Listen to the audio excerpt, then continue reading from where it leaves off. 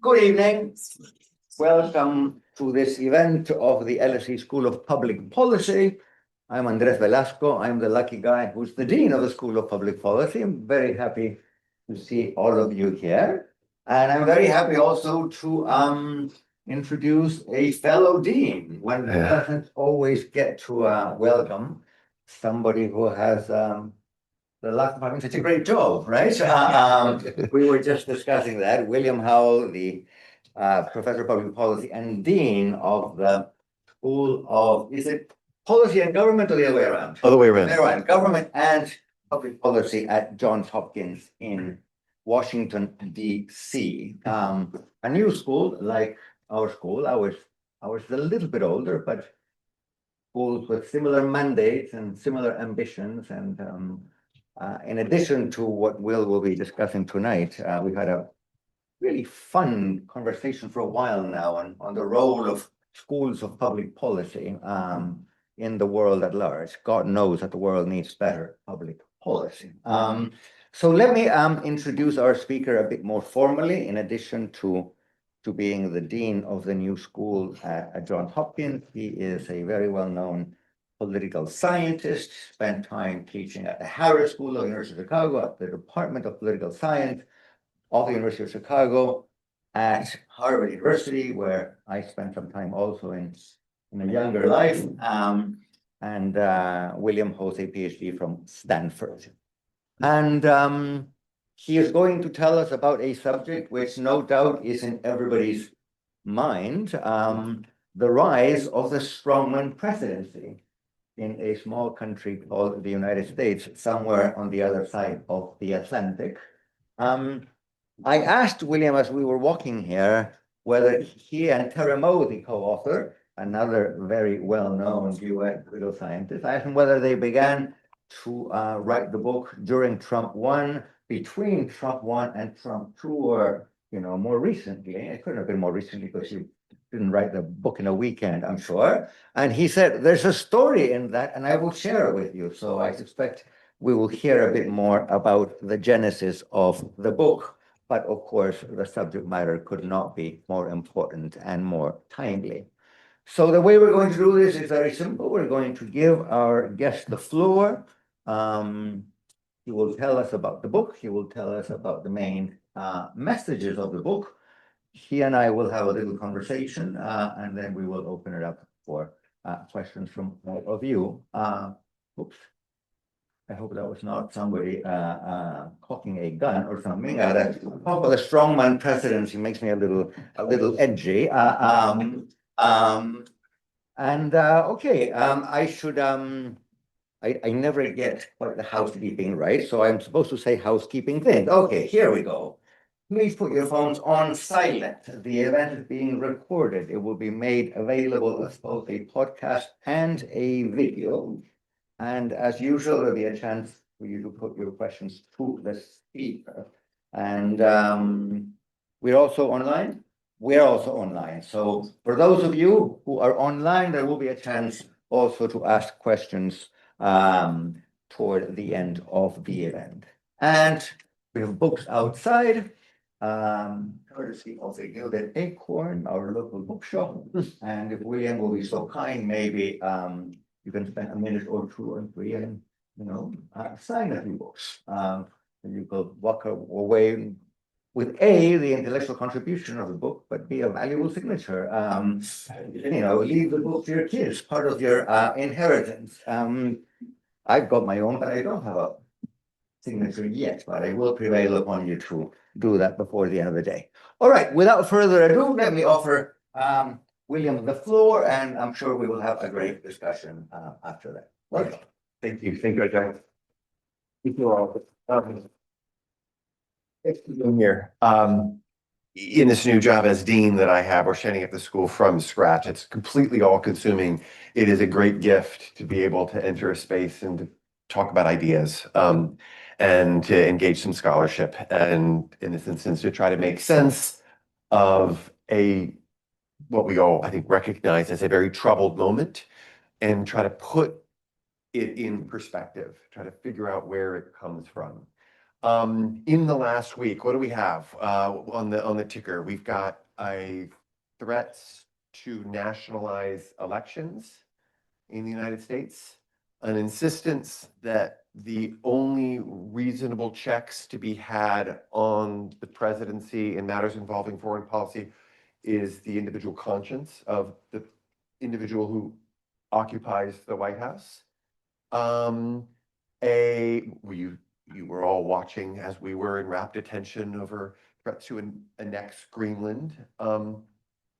Claims about power all over the place. The most recent thing to come down the pike today was an oldie but a goodie, and it's relevant for this book, sort of right on cue, is a move to strip 50,000 public servants of their job protections so that they can be fired at will by the president. And that, coupled with sort of bookends, I think, Trump's return to power by DOGE, the Department of Government Efficiency, which was an all-out assault on the administrative state, are central to the story that we tell about how we got as a country to this place of strongman power. And we can unpack what we mean by strongman power. But how do we get here? That's what this book is trying to make sense of. It's not a book about the most salacious, most recent thing. This is a book we finished before the 2024 election. And we started immediately after the 2020 election. And the impulse to write the book was born of something that we saw, particularly on the left, which was a sense that, I don't know what that last 4 years was, but we've got a correction now, and we're free and clear, and things have been restored. And that just didn't seem right to us. We thought there are big fundamental forces that long precede Trump that are in play in our politics that we need to grapple with. If what we want to make sense of is the profound changes to the presidency, and with it, profound changes to the government as a whole and democracy itself. Okay, so I think what it might be helpful for you to do, take this time, is to give you kind of a thumbnail sketch of the argument, because it's an argument that has a couple of arcs, and it's worth bringing them into view as a whole. And then we can lean in on parts that you might find incomplete or troubling. And it's a big arc. It's a big picture book by design. It's trying to say, how did we get here? And if you don't disagree with something, then something is not right. Like there's plenty of space here to push back. I'm hoping we can collectively We are the LSE. There's never a shortage of disagreement. Love it. Love it. Okay. Agree with that. Yeah. Okay. Okay. So let me sketch it out for you, if I might. If you want to understand the rise of what we're calling strongman power, profound changes to the presidency in the United States, and with it, profound changes to our politics more broadly, the thing that you need to bring into view is not the character or ambition of any individual president. It's the most significant feature of the history of American state building, certainly at the national level, which is the emergence of the administrative state. That is massively consequential, not just in its own right for the doings of government, it's massively consequential for the trajectories of presidential power.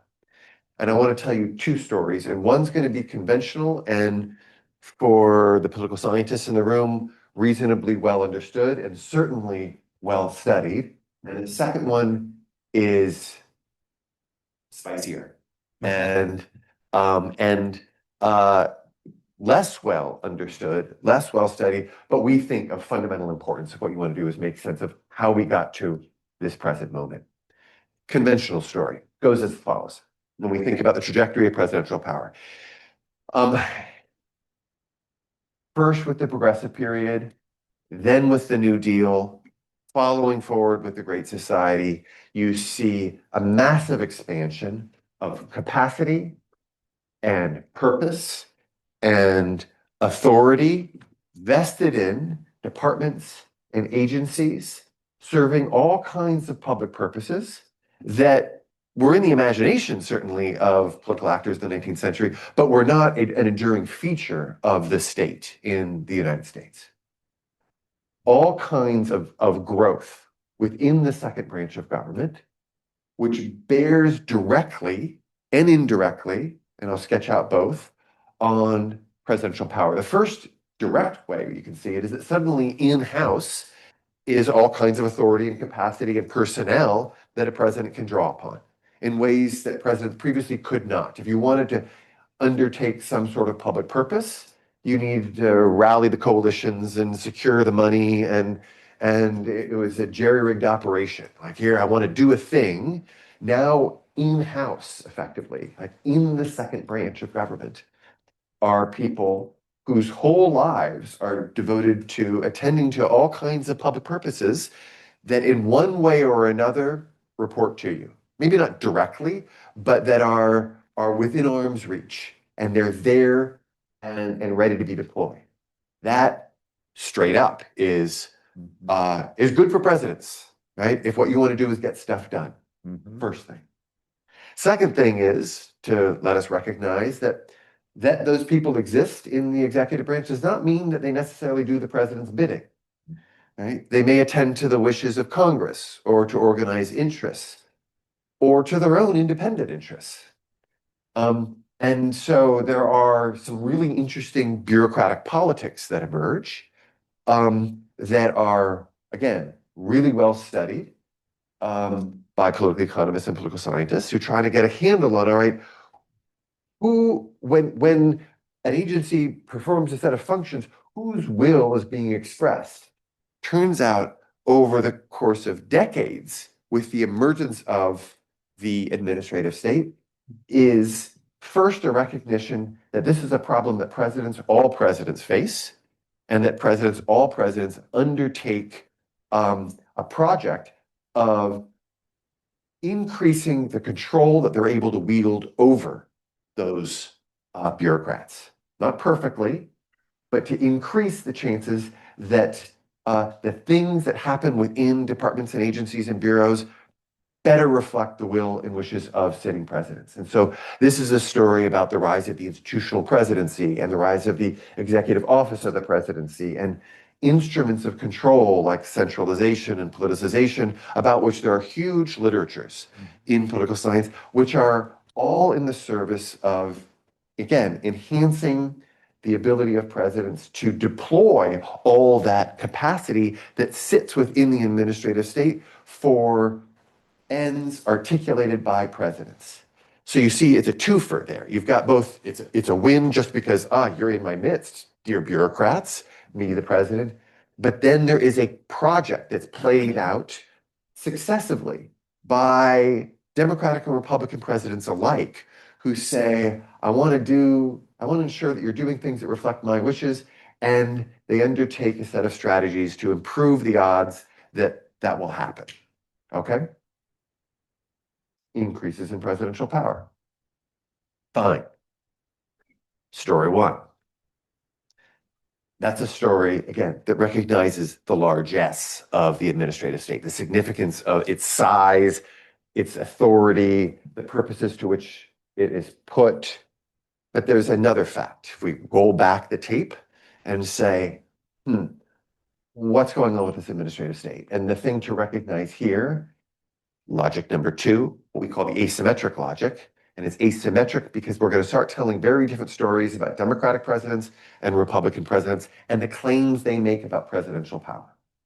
It starts with the observation that that administrative state, by and large, was built by big D Democrats to attend to purposes that if you are centrist or left of the political spectrum, you would say, well, of course, right? Of course, the administrative state ought to be in the business of ensuring that our air is clean and regulating markets and reducing inequalities and attending to historical injustices and improving the health and educational lives of citizens, and yes, yes, yes, all the way through.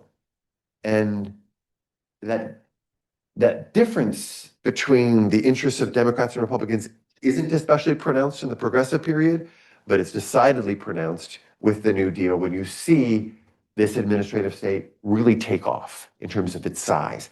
It doesn't matter how you want to count it, the number of people employed, the number of agencies that are constructed, the number of purposes that are articulated. You see all kinds of growth, particularly in the administrative state. And notice in the New Deal, FDR recognizes that, hey, I've got this incredible moment, got all these Democrats sitting in Congress, and I've got all of this mandate, and the winds are at my back in terms of the exercise of power, but also a recognition that this moment won't last, right?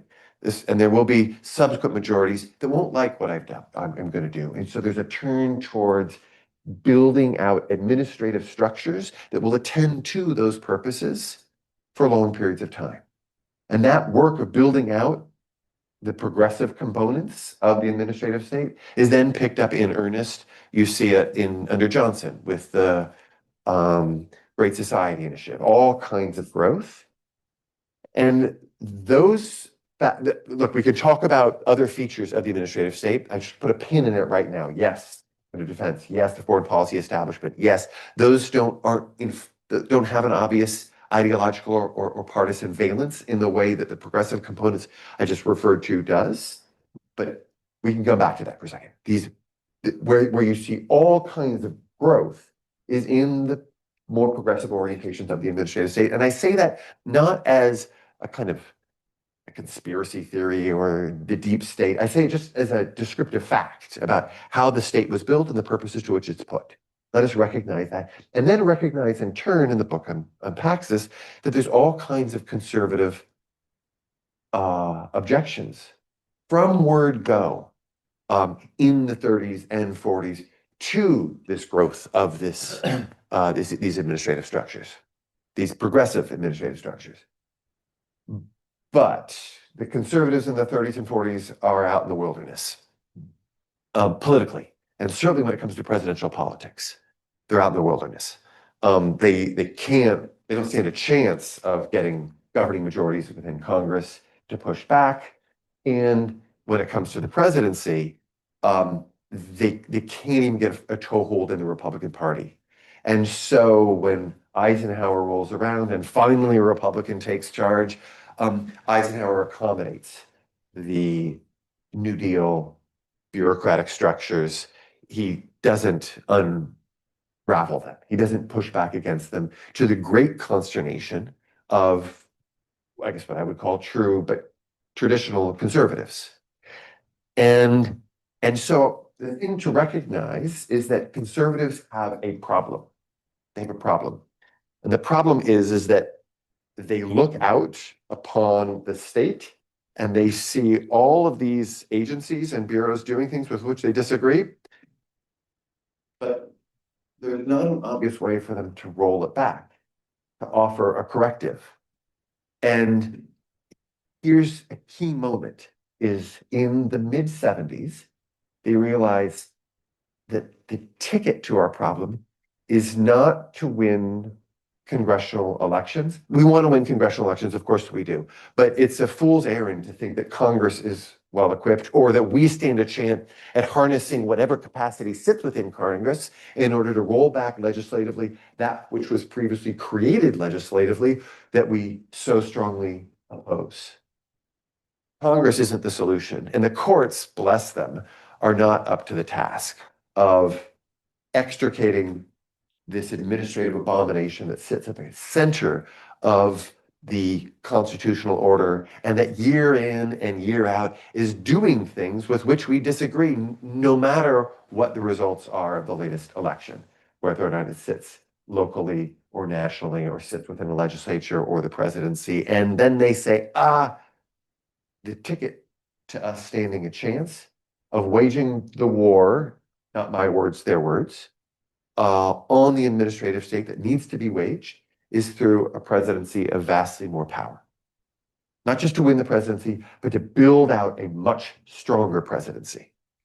That is recognized in the 70s and takes hold in the Justice Department under Reagan in the 80s, wherein you see the birth of what now has some currency, some real currency, and animates a lot of the decision-making by a supermajority on the Supreme Court today, the unitary executive theory. Just show of hands, who's heard of that? Unitary executive theory?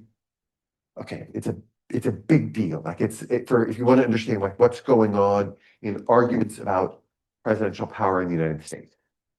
Thumbnail sketch of what that looks like. The argument here, it says, if you read the US Constitution, the executive power, as articulated in Article 2, sits with the president. Right? It sits with the president alone. And if you want to really lean in to that single provision, you need to ignore a lot of other provisions in the Constitution, but lean into that one provision. What that suggests is, well, if the president alone has the executive power, well, then all those bureaucrats, they're only executing they only have power insofar as the president allows them to have power. And therefore, the soft version of this theory says the president ought to be able to fire them at will, right? And the stronger version is to come in and to say things like, and which is exactly what you hear today. It's written into the Project 2025. It's written into, if you read the defenders of this latest move on politicizing 50,000 civil servants in the United States, what they'll say is that, well, the president who is democratically elected needs to be able to execute and needs to be able to ensure that he has alignment all the way through, right? And then if you say things like, we can really start having fun if you say things like, well, in order to execute, you also need to be, you have to be able to interpret. Like, execute what? Well, the law is ambiguous. So the power to execute implies a power to interpret. And if that's true, then the meaning of laws itself sits with the president. And therefore, written into Project 2025 are claims like, look, if you're a bureaucrat, no matter where you sit, the only thing that you should pay attention to is what the president wants. Okay? The only thing you need to pay attention to. This as an idea takes hold in the in the mid 1980s and is built out by successive generations of jurists and becomes an organizing principle among conservatives, again, as a way to solve a very real political problem, which is, what do we do about this administrative state that has these dominant progressive components that we don't stand any chance of rolling back legislatively, that the courts aren't going to be helpful on, and so we're going to do it through a presidency of vastly more power. So we walk through this, right, in the book, and there are two additional things to layer on, which are relevant, that get us to strongman power, right? We've got that baseline layer, which was sort of, we're all kind of comfortable, regular bureaucratic politics, the world that made sense. Then we've got this asymmetric problem. And notice it's asymmetric because Republican presidents have this problem. Democrats do not. Democrats look out on the administrative state and say, yeah, I've got potential partners everywhere. I mean, I've got a lot to lament because things aren't aren't functioning as well as I might like. And I would like to strengthen and fortify and render more effective this administrative state. Not so Republicans. And so it is not an accident that this unitary executive theory is first articulated and then carried forward by and built out by folks on the right. Again, I don't mean this in a conspiratorial way. I mean it just descriptively. That's the unitary executive theory is repeatedly invoked by Republican presidents because they need a presidency of vastly more power because they have a problem that Democrats don't have, right? Add on two other trends in American politics, and that's what gets us to Trump, which is one, rising levels of polarization. The key thing here is that as folks on the right become even more on the right, and they look out on those progressive components of the administrative state, their anger only grows, right? They go from, and to be clear, that anger was expressed from word go. But it is sort of, it drifts into a state of just a fury in some instance at the progressive components of the administrative state. There's that component that we need to hold on to, and then the rise of populism in American politics, which is decidedly anti-statist. It's disruptive. It's all about taking the fight to a dominant regime, which says the populace is utterly discredited. And as the outsider, right, the point is to not correct or fine tune, but to lay waste to the dominant order. You add all this up, and I haven't said anything about Trump, and we have the groundwork for a strongman presidency, right? Which is what I think we have. And it's a strongman presidency that's making incredible claims about power and exercising in power in ways that are about deploying tools of unilateral action in ways that don't just circumvent, but that run roughshod over that basic norms of legality, norms, democratic and legitimate checks on presidential power. This is about a kind of power that we haven't observed before. But it's a source of much more. You can see it. It's much deeper than Trump's ambition or vanity. You don't need that to make sense of what's in play.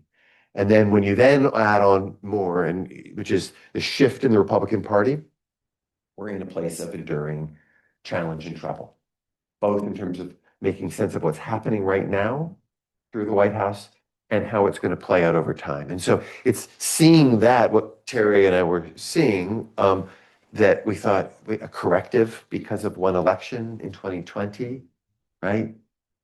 You're not taking seriously some profound forces that have been playing out over decades that we need to put front and center and grapple with if we want to make sense of the very real threat to democracy, the very real threat to the rule of law, which we can unpack, the very real threat to effective government matters a bunch. School of Public Policy, right? What does it mean to train people who then can go out and take ideas and in a disciplined and serious-minded way actually implement them, right? A lot in play. So why don't I stop? Yeah, I kind of filled up the table with a bunch of stuff, but Wonderful. Many thanks. A lot of food for thought. So I'm going to allow myself a comment and a question to get the conversation rolling. My comment is that you begin with a premise that I thought was going to take us in one direction, and I suddenly found myself looking at the book in a different direction, meaning the growth of the administrative state in most places outside the United States is viewed as constraining executive power. I'll give you two, and even within the United States, I'll give you two examples of that.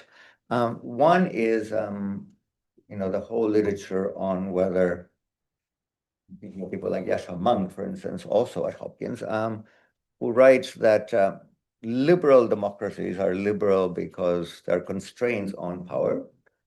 You can be a democracy and not be a liberal democracy.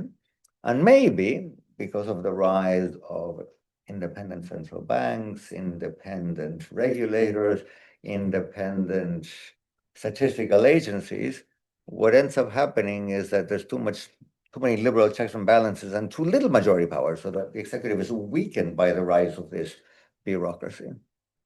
Elsewhere, if you look at, this is not going to be a political science literature, but more of a public affairs literature, the whole debate on abundance in the US today is all about governments that want to get things done and they cannot get it done, right? Yes. That my favorite freak fact is in the 10 or 12 years that it took the state of California not to build a high-speed rail between San Francisco and LA, China builds 2,500 kilometers of high-speed rail. So we have this president, or we have this governor in California who wants to do things like, damn it, let's build some housing, let's build some trains, and you just can't get it done because, this bureaucracy or that bureaucracy or this procedure or that permit simply won't let it happen. So that, when you say the growth of administrative state, my expectation was, you're going to tell me a story about decreased presidential power, and you're telling us a story about enhanced presidential power. So here's my question. I could see why, given the asymmetry that you described between Democrats and Republicans, the Democrats think, oh, these guys are my friends. And the Republicans think, oh, no, these guys are my enemies because all they want to do is regulate and obstruct. I can see why the Republicans would want to get a handle on the bureaucracy and get the bureaucracy marching, in their direction. But in politics, will is not the same as ability. I may wish to do so, but I may be unable to do so. So what is it about either the politics of the US or the institutions of the US or the structure of, precedent in juridical matters in the US that allows a government to do that? Because I can think of many Western democracies, particularly in continental Europe, where a president or a prime minister may wish to do that, and good luck to them, right? It just wouldn't happen. So, what is it about the U.S. that makes this feasible? You get the growth of this bureaucracy, and suddenly the Republican presidents who say, "March to my own tune," and the bureaucracy says, "Yes, sir." How do you get there? So there are a host of strains, I think, that are worth recalling, and how we reconcile them is a challenge. When we say that the growth of the administrative state enhances presidential power, again, that's the kind of factor we have in mind are the 19th century presidents, Right, who may have had all kinds of ambition, but would look out with no capacity they didn't have and what to do, right? But just because you create, so the administrative state, its emergence, it doesn't guarantee that you have everybody marching in unison, but Right. but it allows for at least the possibility. Sure. So that's the first piece. The next the troops, but you got to get them marching. You got to get them marching, and that's hard to do. And that's again that first logic I was telling you, the growth of the institutional presidency. One, and these strategies of centralization and politicization. You appoint people who look like you and care about your common agenda. You bring decision making closer to the White House rather than having it sit out in the hinterland, so that you can exercise a greater measure of control over it. Those are partial correctives, though, right? But they get you some way. So there's that piece. When you make these comparisons between the U.S. and Europe, a thing that I'm struck by is the existence of a much more independent, and I would say a better functioning administrative state than the one that we have in the United States, which, when we were only talking about 4,000 political appointees, which is what the president had as of yesterday morning, was a huge outlier relative to the number of political appointees that you see in most industrialized countries. Right. And then when you add another 50,000 on top, we're off the charts, right? In terms of, and there are big trade-offs with what you get in terms of control through politicization, you give up in terms of expertise and effectiveness. And so there you go. Yeah, now I've got people who, yes, will march, but they're not going to march especially well. They're not going to. And so you see the trade-off. Where then this other piece comes in, this asymmetric logic comes in, again, is to say, and let me sort of bring it into view. The Democrats look out over this troubled administrative state that is facing a measure of resistance and incompetence and dysfunction. Right. Their instinct is to say, what we need is better government. How can we rationalize it? How can we sort out these troubles? And a thing that comes into view that we trace out in the book is there's a strand on the right that says, how do we break this? Like, how do we rupture it? How do we sabotage it? It's presidential power not in the service exclusively of exercising control so that you, dear liberal, say, I interpret this governing statute this way, and me, a proper conservative interpret it this other way, and so we're going to disagree with one another, is I come in and I say, yeah, this agency, it shouldn't exist. And so what can I do? I can zero out the budgets.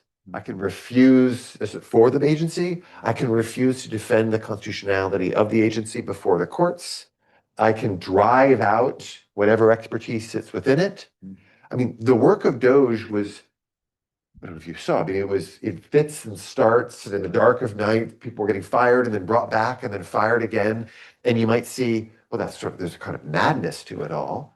But there was also a logic to it. If what you want to do is break things, if what you want to do is render agencies incapable of performing present functions, not just now, but evermore. Because again, we've had to live with these agencies with which we profoundly disagree. And it's a fool's errand to think that Congress is going to roll back legislatively that which they created in a prior time. And so those dynamics come into play as well. And they're working in. Let me ask a naive question. I arrived in the United States when I was 16, and one of the things that I remember thinking, I was kind of a politically interested child, is this is the country where presumably institutions are very strong, and the Supreme Court is very strong, and the judiciary generally plays a big role, and in many matters, Congress is stronger than the presidency. If you're interested in fiscal policy, then in fact, the US sticks out as having a fairly weak government and pretty strong Congress when it comes to budget making, certainly compared to Britain or compared to many other countries. So I would have thought that maybe someone, the Republicans or Trump, may wish to do this, but they wouldn't get away with it because there were enough checks and balances, enough controls. I'll give you one example. Talk about Doge and USAID. I happen to be friends with a guy who used to run USAID, very eminent guy, former Harvard professor. And, when Doge came in and he was still on the job, he hadn't been fired, he naively thought that, the Congress of the United States passed a budget. That budget gives my agency X million, and they can't take it away from me because, this is not, the Congress didn't say, you may wish this money if you so desire. The Congress said, spend this money, damn it, on this particular purpose. And overnight, the money was gone and the purpose was gone, and the agency was gone without any legislation whatsoever, right? You and I were talking earlier. You said Trump today said that 50,000 workers would be no longer protected. My question to you was, can you do that without legislation? Yeah. And you said, probably not. And somehow it's being done anyway. So, coming from Latin America, naively, I thought, oh, these things happen in my part of the world, but not in North America. My God, was I wrong? Was the US a bit of a banana republic all along? Well, I think we were vulnerable in ways we didn't sufficiently appreciate. And this is not a feel-good book. It doesn't end with, now if we just do these three things, all will be well. Moment. No, it isn't. And the last chapter of the book walks through where can you expect to find checks on strongman power? Mm-hmm. And we walk through, let's talk about Congress, let's talk about the courts, let's talk about the public more broadly. And the answer again and again is don't hold your breath. It isn't to say that they won't create trouble for a strongman president or that frictions might not emerge. That, of course, is true.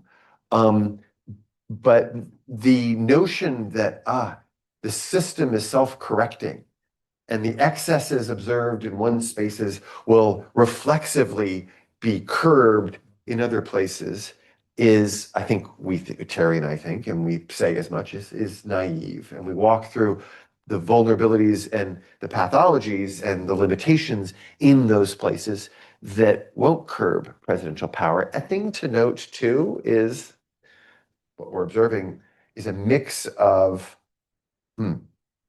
a Supreme Court, a supermajority of which believes reasonably strong versions of that unitary executive theory, right? First of all, that's a new thing. And this 15 years ago, if you ask constitutional law scholars, we are not constitutional law scholars. If you ask constitutional law scholars, does the unitary executive theory, which purports to reclaim the Constitution, have any standing. And they would say, are you kidding? It was understood as a fringe theory. And no longer, and not in terms of the impact it's had on judicial decision making um, in actual courts, in the highest court of the land. Take stock of changes within the Republican Party and the checks that you might expect to see there to excessive claims towards power, right? And we can unpack that. And then the broader public, which you'll notice, and we walk through this, the strongest arguments, the people who are most likely to line up and to say strongman power bad are Democrats. They were going to say that they already had reasons to disagree with Trump, right? They just disagree with Trump, right? They don't. And so the question is, how do you get a set of people who will say, I kind of like on policy grounds what you're doing, but how you're doing it is deeply troubling. And there, we don't have a lot of reason for hope that that kind of move is going to be made. And moreover, there's a substantial chunk of the American public who has an appetite for strongman power. It's not a majority, it's not, but it also isn't trivial, the number of folks who will say, finally, we're breaking through all that dysfunction, all that awful for so long. We're getting stuff done. So there's one last question, and then we will have a conversation with everybody else in the room. And this is a question that I have to ask because we're at the LSE, which is an institution based in Britain, in the middle of London, but 75% of our students and some very large number of our faculty are not Britons. So we take the comparative perspective always. And I'm not a comparative politics scholar, but I feel I need to ask this. You've told us a story about the rise of a Strongman presidency in the United States, which has appealed to bits and pieces of American history and the development of the American state and American political culture, etc.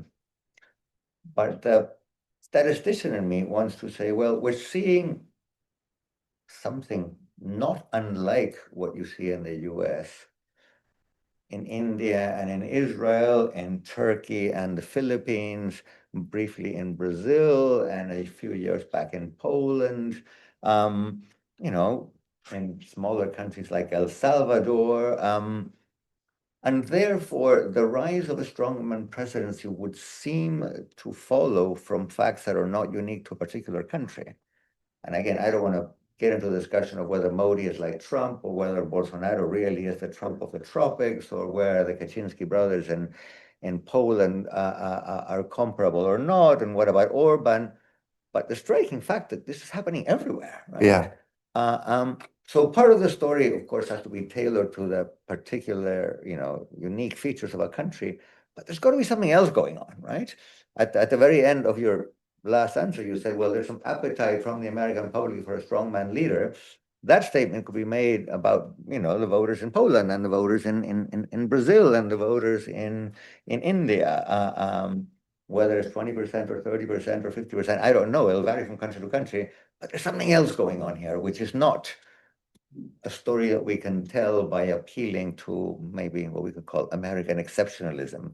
So what's unique about the US, or what is not unique and maybe it's a great part of a broad trend? Yeah, look, Trump didn't invent the strongman as a type, right? Like in some ways you sort of download the instructions and he's in his own flamboyant way abiding them. I don't mean to interrupt, but whenever I am, I come from Latin America, which invented strong populist leaders. So, whenever I speak to American college kids, I say, oh, when it comes to authoritarian populism, Trump is an apprentice. Yeah. That's cute. There are other people who did it earlier, right? A century ago, in Argentina, people were doing this already. So this is not an American invention. No. We've already identified two. It is a type. Right. Carries over. The appetite by important segments of the public for strongman, that carries over. The rise of populism as a driving force, that too is not a unique American invention. Polarization between the parties, not unique to the United States. Here's the thing I'll put out there as a possibility which is at the center of our Terry and our thesis, which I don't know plays out in the same way. We want to say is that the administrative state, it sets in motion a set of politics that are a driving force for the eventual rise of a strongman presidency.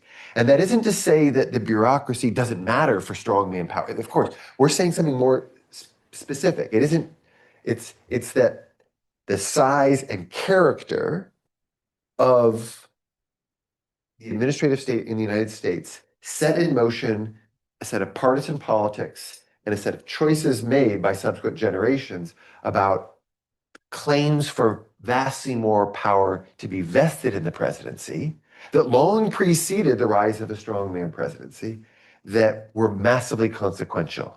And I'd put it out. Can you find corollaries that make that precise point? And that I don't know of.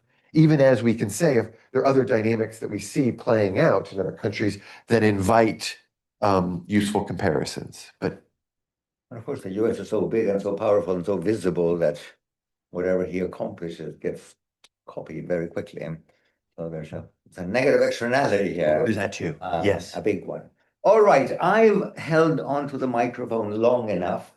I'm going to ask you to ask questions with a microphone, which is coming your way. Please identify yourself. If you have an LSE affiliation, tell us about it, and keep it brief so that we stay away from statements. We ask questions, and we can get the ball rolling and ask lots of them. So the gentleman here in the pink shirt will have the first shot. Good evening. My name is Joachim von Halles. I'm the chairman of Tuesday Club, a transdisciplinary community exploring geopolitical topics, applying complexity science to stress test ideas. Thank you so much for your presentation, Professor Howell. Yesterday, two strong thought leaders here in London gave two separate panel discussions. One is Andrew Gilmore, a respected ex-UN career person. Other one, David Marsh, the founder and chairman of OMFIF, a central bank think tank, both on separate occasions, both on record, said Trump has peaked versus Trumpism, possibly, but Trump has peaked. Is this wishful thinking? What do you think? Has Trump peaked? Do you want to take them one at a time, or shall we collect 2 or 3 questions? Up to you. Let's linger on this one. This is a big one. It's like, where is this going? I certainly want to know whether Trump has peaked or not. So Yeah. Well, I mean, you could see, like, what led us to write the book was saying you dear folks who were saying, he's been sent off to, he's been excommunicated to Florida and has been roundly rejected by the political order. Catch your breath. We want to say, no, you're missing sight of these big historical forces. And my inclination is to say the same thing here. Has he peaked? I mean, if what you're thinking is his own individual political fortunes, maybe because, look, the midterms are right around the corner, and he's a second-term presidency, and there invariably is going to be at least some Republican in Congress who are going to try to create some distance because he's not helpful for their own reelection efforts. And sure. And you can point on the other side to efforts on the left and the center to become a little organized, better organized. Sure. But those historical forces, rise of populism, changes the Republican Party, polarization between the two parties, the deep anger directed toward the administrative state. I don't see those giving up. And that's what fuels claims for strongman power. And so I think what we should care about is not the political fortunes of Trump per se, but rather what this means for the direction of a democracy. And there, I'm not inclined to take to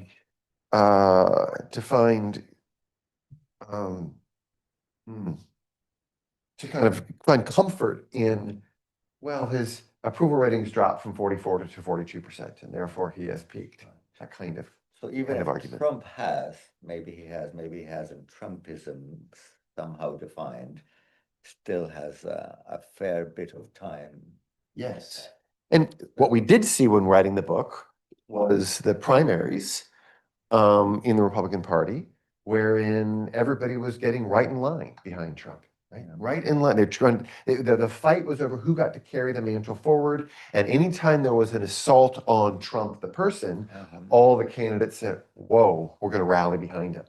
Right. In my earlier question, I asked you what was unique about the U.S. And as I listened to you, especially as last point, there's one thing that is unique about the U.S. compared to other Western democracies, which is the weakness or the amorphous nature of political parties and the existence of open primaries. Mm-hmm. You may or may not like the Labour Party, the Conservative Party here, or pick your favorite party in Western Europe, but they're much harder to take over, I imagine, among other things, because you don't have these kinds of primaries in which some guy with a lot of media exposure and a fair bit of money can simply register on the party on Monday, run in the primary on Tuesday, and be the owner of the party by Wednesday, right? Yeah. That could not happen here. That could not happen in most European democracies. Couldn't happen in Canada either. That is pretty unique. This isn't me saying, a lot of people have made this observation that Trump, in a world of strong parties that controlled right what in the nomination process was, would not have emerged the victor in 2016, right? Just to get the nomination of the Republican Party, much less win the election. Exactly. Mm-hmm. Over there in the black t-shirt, do we have a microphone?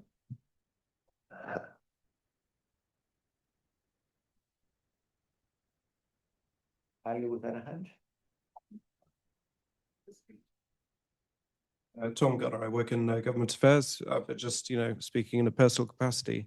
So, I mean, the average perspective, which I would assume most people have here, is that the strongman trajectory is a bad thing. That it's seen as undermining democratic checks and balances across the state,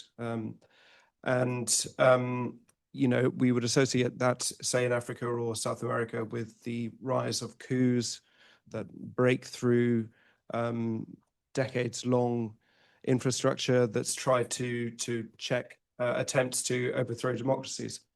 But is there an argument that the state has not been strong enough, and that if you look at what Trump has done in some areas, and take, for example, you compare that to the state of global competition that democracies have to face, of China in particular, which is not a democracy, but is able to exert and is prepared to assert power at a global level with extreme self-confidence and without any seeming checks and balance.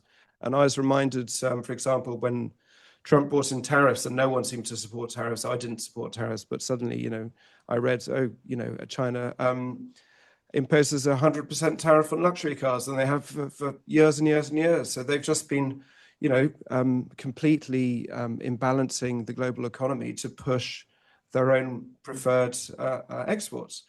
And we've been slowly leaking capacity and industrial capacity to that's not entirely China's.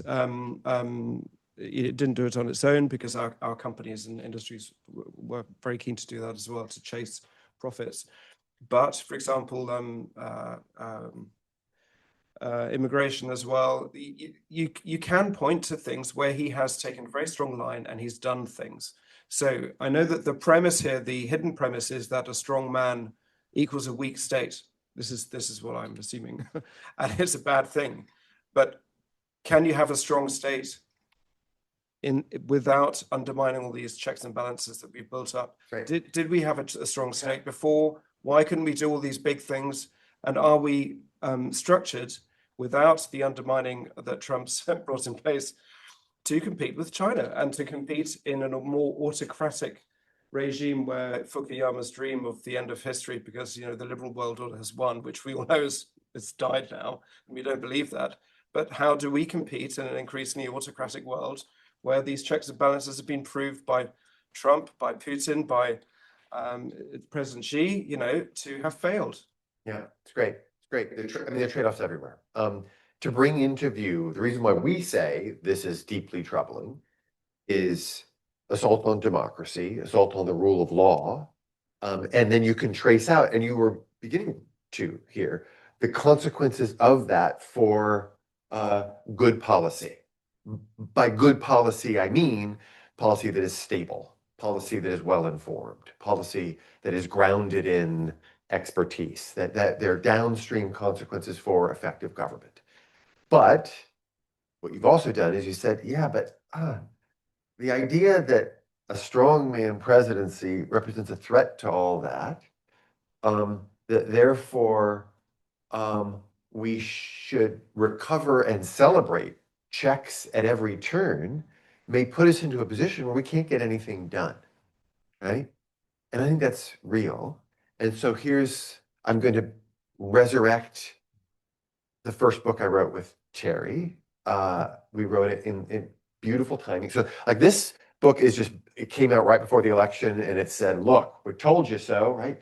Here's the book that we wrote that came out in the summer of 2016. It was called Relic: How the Constitution Undermines Effective Government. Constitution, a big theme of that was checks and balances. Effective government, read problem solving, right? And why we need a more powerful presidency, right? Was the subtitle right before Trump. And yeah, and believe that in the sense that an effective government requires executive leadership. Don't put us in the camp of saying, anything we can do to shackle the presidency at every turn is not just, I'd argue, not just in the service of good policy, but in the service of a well-functioning democracy. You need an effective government, a government that's capable of solving problems if you want to hold on to a democracy. And so when there are persistent problems that go unaddressed, that lead to anger and disaffection by significant portions of a public, that's a feeding ground for populist uprising against a constitutional order, which itself represents a deep threat too. So yeah, we need to get stuff done in the name of competing with China or attending to a clear problem on the southern border. There's that. Add on to that, if what you do is you care about democracy itself, you better be thinking about how to build a government that can solve problems. And we would argue that there's absolutely a role for enhanced presidential power. And the thing we were talking about, and then I'll stop here, the kind of power we were talking about there was giving president agenda-setting power in the legislative process. President giving the ability to say, here's a bill, vote on it, and you have to vote on it. And that's very different from the stuff of strongman power, which is all about unilateral authority. Can I solicit your views on one matter? I know that I'm hogging the microphone here, but this is fun. That's it. As you went along, you made an assumption which I'm not sure I share, Good, a disagreement. which is that citizens across the world are pissed off because governments are not performing and democracy is not delivering. At this point, this is so commonly said that disagreeing with it is, bold and dangerous, but I'm not sure that's true, actually. And there are people out there who've done some empirical work, but let me not cite regressions or papers, but just counterfactuals. It is true that you have populism in countries where democracy has not delivered. Maybe the US is one of them. But you also have rising populism in countries where democracy, by some standard, has delivered. Turkey was growing at 7% per year before Erdogan became a strongman. Or Brazil, a country with lots of problems, but Obama once told us that President Lula of Brazil was beloved because he had done more than anybody else to fight inequality in the world. The Philippines, once upon a time, the Philippines was sort of the sick man of Asia. Before Duterte reached power, the Philippines had been growing by 7% per year, and the Gini coefficient had been falling. I could, rattle off 20 more examples of countries where the state seemed to be doing something. Not everything, I'm sure, but the state was actually getting things done, was building roads. And nonetheless, people are pissed off with the performance of government anyway, and they're voting for crazy populists. So there's got to be something else going on, which is not simply the government is not doing its job, or not.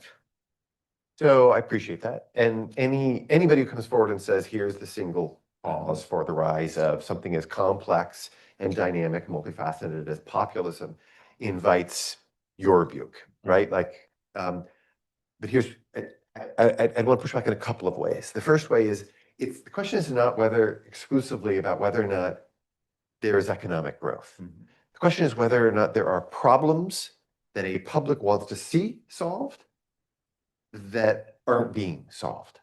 And that can express itself in a variety of ways. And so the thing I would bring into view here, when we think about the rise of populism across Europe, particularly in the mid-teens, is it seems awfully well tied to concerns about immigration, right? And the state's capacity to get a hold of immigration in a way that conformed with the wishes of a public. The purposes of the state are decidedly political.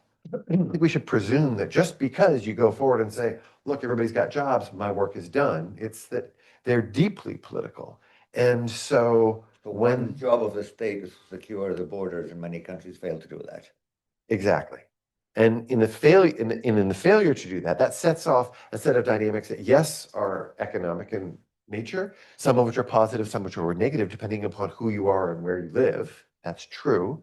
But it also unleashes a set of racial dynamics, particularly in the United States, a sense of who are these people? What does that mean for who we are as a country? And damn it, solve the problem. Solve the problem.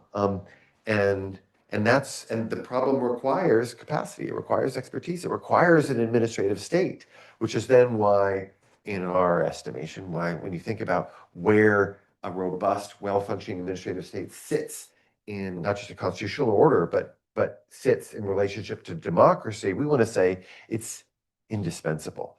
And the way to not think about the administrative state is, well, it's a bunch of unelected bureaucrats pursuing their own ends and subverting the will of newly democratic presidents and legislators. Professor Troy, microphone coming away. Usually I don't need the mic, but we'll keep it far away. Ellie Cerny, faculty in the School of Public Policy. So I buy your argument that the fuel for this fire was a long time coming. This is decades and decades of a battle over the administrative state. But let's talk about the asymmetric theory, right? So we're in a bad equilibrium in the US where you have a party that is fine with unitary power and fine with dismantling democracy. And you have an opposing party who wants the state and wants democracy and is against all this, right? Okay, but how do you get out of this equilibrium? Because the average voter might be unhappy with policies, especially if they affect them personally, but running campaigns on things like the administrative state or high-level kind of judicial politics is not necessarily successful. And currently the Democrats are, they're losing the messaging battle, they're losing the narrative, and generally, campaigns on let's save democracy are just not as compelling. So short of a blue wave, at which point you would need a concerted effort to build back some regulatory and reforms and policies to constrain a future strongman president, right? What else can we do? Like, how do you get out of this, given polarization, given a two-party majoritarian system? What would you do? What can we do? Yeah. The last two books that Terry and I wrote together, the final chapter said, and here's an institutional reform or a collection of institutional reforms. And I'd say yes to all those things still, because those were all in the service of right-sizing the presidency and attending to the challenges of recovering a more effective government. But boy, we're in deep. We're in deep. So what do we do now? Right, what do we do now in this moment? And we don't do that in this book, because I think the first move we want to make is to say, it's not about one reform or one election, or just get rid of Trump and we're free and clear. Or we have to first take stock of all the dimensions and the force behind them that are weighing upon us. So first thing. The next thing that I would say is what we need is something akin to a second progressive movement.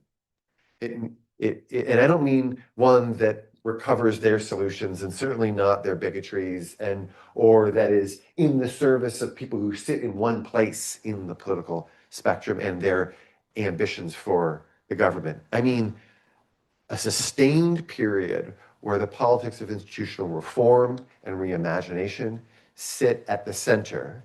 And you've rightly pointed out there are a whole bunch of reasons why it doesn't sit at the center. And yet it did for about a 40-year period in American political history. So what would it mean to recover that? Now I'm going to make a move that's totally self-serving, and I'll make it on your behalf as well. Universities play a role in this. And so this school that we're building in DC, it's a school that is not just about articulating on the basis of a bunch of program evaluations what optimal policy is. It's a school that's going to put at the center concerns about how do we reform institutions? How do we innovate? And then bring in people for sustained conversation and to try to fix the attention. We're 2 blocks away from Capitol Hill, fix the attention as best we're able of staffers and of legislators on these problems. And that'll be our part. But a movement is a function of a lot of focus. It's about philanthropy. It's about interest groups. It's about a few brave warriors who say, yeah, I sit on the right and I love a lot of the policies that are being advanced as it relates to less regulation, lower taxes, and getting control of the southern border. I'm down for all that, but I'm deeply troubled by this other stuff. And I want to set to work on that.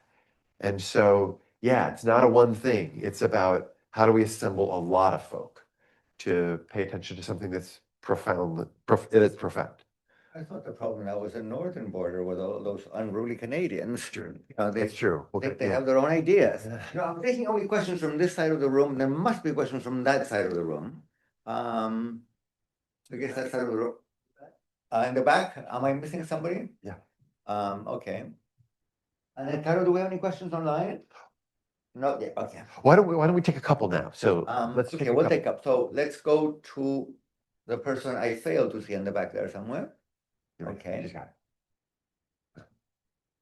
it. I'm Jude. I'm a postgraduate student here at LSE. I just wanted to ask if, in your opinion, have you seen correlation between Trump's presidency and kind of like an encouragement across the globe for other strongman presidencies to kind of thrive? Thrive is obviously contestable, but flourish in what in their aims. Has Trump facilitated other populist kind of governments from going up? Great. Big time. Right. Gentleman right here in front. Oh, so the people You're online welcome know. to raise your voice, or you can also just grab that microphone behind Thank you you. very much. I am Jane, analyst at Rolls-Royce. I perhaps want you to reflect on the attractiveness of having a strongman in presidency.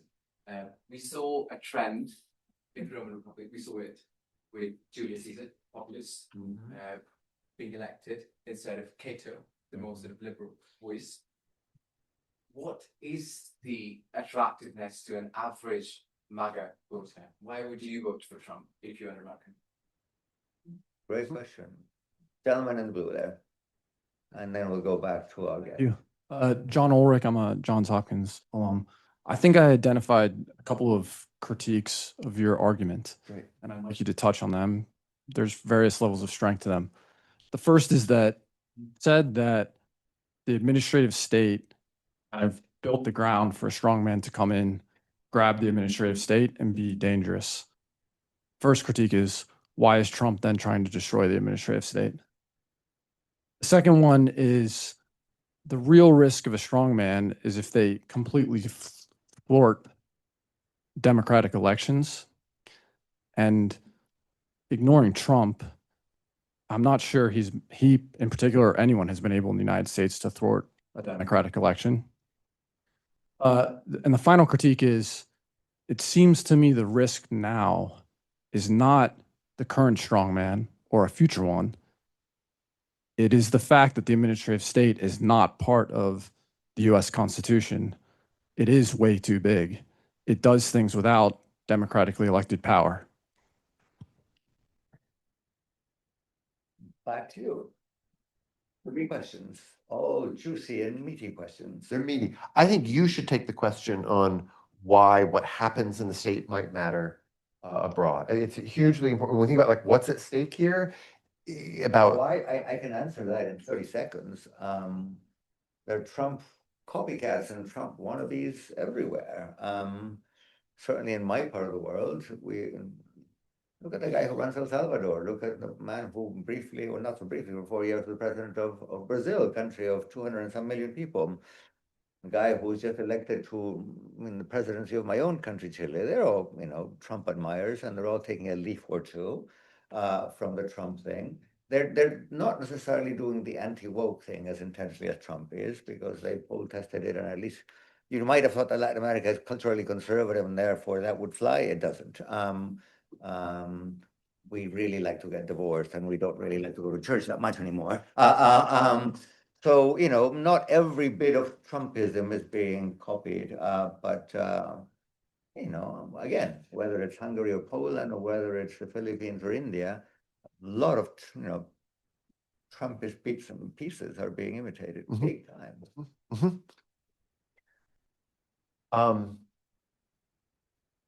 So as it is on the left, what's happening on the right is complex. And there are lots of different strands, and we shouldn't overly generalize.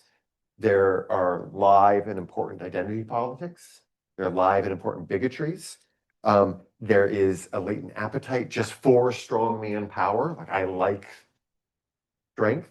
Let's put all those aside for a moment and then say, like, what might the appeal of Trump be? The kind of thing that falls out of the arguments that we make in the book. And it's simply, and this connects to a point that you made. If you sit on the right and you say, my God, this administrative agency that was created in the 1930s at a moment of liberal ascendance is still with us and still vigorously advancing its liberal agenda by people who are themselves liberal, who give to the Democratic Party, who are tending to purposes with which I profoundly disagree. And it doesn't matter whether or not I win or lose. I've got to live with this year after year. Tax dollars are going to those purposes.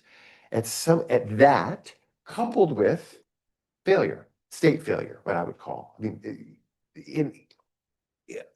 this is something which our thinking, Terry and me, sort of evolved over the course of these three books. So we leaned a lot on the state failure, and particularly in the wake of rising levels of globalization and rising levels of immigration, there's a sense that, like, the state has failed us. You put those two pieces together, and then you have somebody who comes forward and says, don't vest your hopes and aspirations in that discredited order.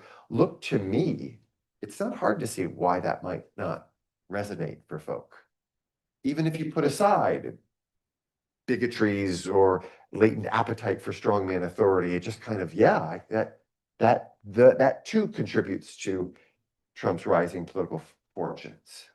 So there's that. Then the turn to why would Trump want to lay waste to this administrative state? No, that's him delivering on the promise. It's through a vastly more powerful presidency that we can finally, we can't do it neatly, we can't do it nicely, like, we can't do it, we would argue, in ways that are consistent with the rule of law, because the legislative process is so cumbersome, and we don't have the kind of support we need within Congress to roll back legislatively that which was previously created through law. But we could do the next best thing, which is take a hatchet to these agencies with which we disagree. Now, there's a deep problem here, which we should bring into view, which is that's the predominant story when it comes to Trump's relationship to the administrative state. But he also wants to deport millions of people who are in the United States who don't have papers. And that is a massively challenging administrative task. That requires all kinds of expertise and capacity. And it's very hard to do both things. To have your dominant posture vis-a-vis the administrative state be one of laying waste to and demanding both loyalty at every turn and upending expertise, but also in some spaces, wanting to deploy expertise. And you see that playing out in Minneapolis right now. And so that, when we think about political vulnerabilities for Trump, for Trumpism, that's a thing to watch. Elections, yeah, elections matter clearly a bunch.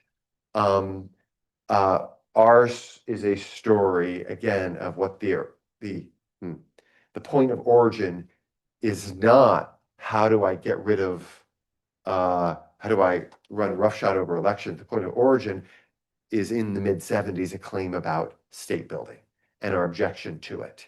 And why would Republicans assume a posture that says we ought to nationalize the elections?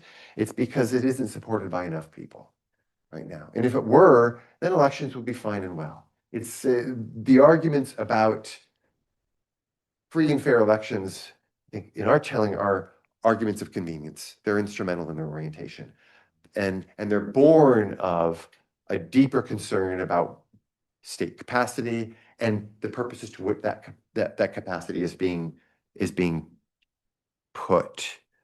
Okay, those are pieces of it. There's more in play, but I'll stop there. We have time for a couple more questions. We'll take Professor Gruber here and the gentleman in the back there. Why don't we start with you, given that the microphone is next to you? Thank you. Pepe John, I'm a visiting fellow at LSE and Hopkins alum.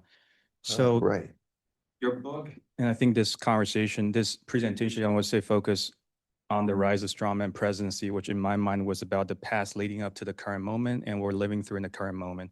It was very interesting how some of the Q&A questions and the back and forth focused on what I think is the near term or the medium term future, the possible decline of a strongman presidency, or how some people can make sure that it declines. So I want to ask an even more forward-looking question, the longer-term future, which will be, I think, the legacy of the strongman presidency. And that question was partially inspired by Professor Velasco when he talked about, for example, in Latin America, there was a culture of the strongman presidency in recent decades, if not centuries. So if you have to be very creative about thinking about what this current moment means, not just for the next 10, 20 years, but 40, 50 years, what observations would you make? And this is a very open-ended question, so feel free to take it as whether that's a comment about administrative state, about the presidency itself, anything, any insight you will have, be very grateful. I'm Lloyd Gruber. I teach here, not at Johns Hopkins. I'm really desperate to end the session on a positive note, given how dark this has been. So I'm grasping at straws here, but I think I have one. And you just mentioned in your answer to the last question, you talked about political vulnerability. And I want to just see if there's some hope there. Yes, we need a movement. And it takes a lot of organizing and a lot of work to do that. But just as there's a logic to democracy, there's also a logic to autocracy. And one of the things we know about strongmen who are not checked is they make mistakes. And so Trump is not just destroying the deep state that a lot of people, maybe for good reason, didn't like. He's also imposing absurdly high tariffs, which eventually is going to increase inflation. And we know from previous elections that inflation is something voters really don't like. And he's doing all sorts of other really just boneheaded things, including the security, the international security, the geopolitical situation of the world is as precarious as it's been in a long time. So yes, all the organizing is necessary, but maybe we don't have to, it'll happen anyway because voters are very unhappy. He's unconstrained, untethered. He's a madman, and people will organize and they'll vote, and we can all live happily ever after. And maybe we'll get a new progressive, we'll get a new progressivism, and the whole thing will start over again. That would be good news. Okay, let's try this out. Okay. Where is this going? Is there something we could hold on to find hope in? Where is it going? Two stories you could tell. Add to the mix. There are lots of stories you could tell. Let me add one. One is we lose our democracy, right? You could see that, right? That elections they aren't nationalized at the midterms, but something happens in 2028. The problem is much more acute today than the threat to democracy is much more acute today than it was 5 years ago. And the problem is only going to become orders of magnitude even more difficult going forward.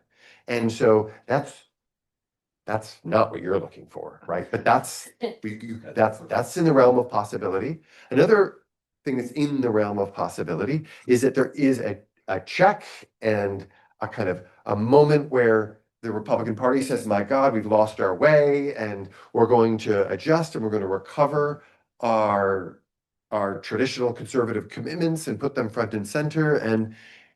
And that is another sort of hopeful scenario, but it has enduring consequences. That is, we're not going to dig our way out just in the aftermath of an election. Again, the way I think about this is the profound damage done to the administrative state that is being done right now, that expresses itself in lots of ways, not least of which is a bunch of experts who are giving up on it and moving on and taking outside options, which has to be felt here, which has to be felt in policy schools, which is how do you get good talent and convince a 22-year-old who she could go and make a bunch of money doing something else to devote her talents to work in a city government, right? Or in a legislature. And when or in an administrative agency. And when there's all kinds of tumult, when there's all kinds of trauma that's deliberately inflicted on the administrative state, it makes it a whole lot less attractive. And go back to our conversation about the importance of effective government. The way you keep a democracy is by having a government that works. And so if you can't bring in talent, even in a case where you have this course correction, but this damage was done and there's this lingering fear it could be done again, we're going to be living with the consequences for some time. Where do we find hope and sustenance? I guess this is, I'll go back to this in the work that we do here. I think it's not in the idea that there will be a moment of revelation by the public. And they'll say enough in a uniform voice, and then we will go another direction. This is where I think it is helpful to think about the fate of strongman in other countries. And it ends horribly. And the consequences endure, right? And those consequences don't routinely look like a course correction. They look like sustained periods of where a country is effectively broken, right? And so what does it mean to then build? And this, I'll go back to the point of that, the reason why I find that the notion of another progressive movement helpful is you need a lot of hands coming in wanting to say, what does it mean to offer constructive solutions to enduring problems in the face of profound political disagreement? It cannot be, the liberals will have their day and they'll win out. That in some ways can just exacerbate the pathologies that led to this moment. What does it mean to build institutions that allow for effective deliberation across profound difference so that we can take meaningful action? That's the stuff of rebirth, rebuilding, which is going to play out over decades, and universities play a role.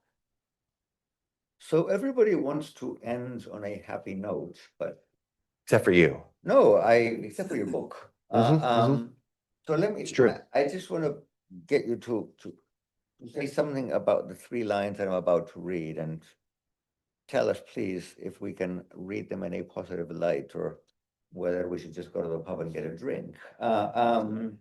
You say we cannot say definitively whether that authoritarian vision, the one that the book describes, will become reality.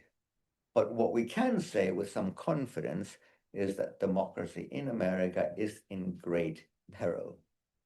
Then you say, we wish we could have the one-liner institutional reform that would fix it, but you add, there are no magic bullets. The underlying causes of the problem are large, entrenched, structural, and enduring. That's, toward the end of the book. So it's as you said, it's hard to read this book as a happy ending. But let me seek solace in the following idea. Somebody else said, "Oh, but democracies end when you have a coup." That's very 20th century. Countries, don't really have coups anymore. Coups are passé. I don't think, we're going to see tanks rolling down Pennsylvania Avenue. You don't really see tanks rolling down most streets, except for, of course, when the criminal Putin decides to invade the country next door. So, democracies end in ways that are more subtle and more insidious. Look at, say, Hungary. You gerrymander this, you remove the autonomous people there, you abolish the electoral commission, you buy off most journalists who could be critical, you remove licenses from key television stations, and you wake up one morning and democracy is no more. So should democracy in America really come under assault? Is that the assault that you envision, the sort of subtle assault, the sort of, what's the right metaphor? The lobster thinks the water is nice and tepid, and then suddenly the lobster is in boiling water. Is that the bad scenario? Yeah, I mean, notice what the couple things I just want to make explicit that you've just done, which is to say those threats that are slow and encroaching aren't dispersed, they're channeled through executives. Thing to note, there's a reason for us to focus on strongman presidents when we think about the health and well-being of democracy. There are lots of latent anti-democratic forces that sit in lots of places. We should be particularly worried about those that are channeled through executives, thing one. I don't know how subtle the last year has been. It seems rather explicit and right in our face. It's not like, this isn't, but I can't believe we're in boiling water. Just take note of the claims that are being made and the actions that are being taken. Just take note and think about whether the political fortunes of the person who would have said or done those things 10 or 15 years, they would have been run out of town, and not now, right? And so what does that bode for the trajectory of democracy in the United States? Finding solace, and maybe this is a point to end on, the book is not trying to take away or offer solace. It's rhetorically the move I think that we're making is to say, stop thinking that the system's just going to fix itself. And then all we need to do is sort of white knuckle this moment. It too shall pass. The pendulum goes in one direction. It too shall come back on according to its own logic. This is going to require intention and conviction and the deployment of talent and resources. And the deployment of talent and resources in the service of a problem that is profound, it's complex, it defies easy solutions. Any institutional reform you want to put forward has trade-offs, and we need to bring them into view and struggle with them. And so, yes, one option in the face of that hard work is to say, I'm going to go to the pub, right? That option is available to us. In Britain, we always keep that option on the table. Yeah, that's fine and well. And may we do that this evening. But so too is a sense of purpose, and that there's work that matters that lies ahead, and a sense that we're up against it. And this is, I think, what I would say to a prospective Masters of Public Policy student is not, it's not as bad as you think, or the pay is actually pretty good, right? It's not that. It's that this work profoundly matters now more than ever. And that's the thing to kind of grab a hold of and contend with as we try to make sense of these big forces bearing down upon us that have long histories. Well, one thing that I learned in my brief sojourn as a politician is that any good speech ends with a call to arms. And William has just provided such a call, not to arms literally, but to arms figuratively. To purpose. To purpose, to action. because this thing is not going to get it, solved automatically. It'll get solved by people who seize control of their own future. So thank you very much for that call to arms. Thank you for the book, and thank you everybody here. Please join me in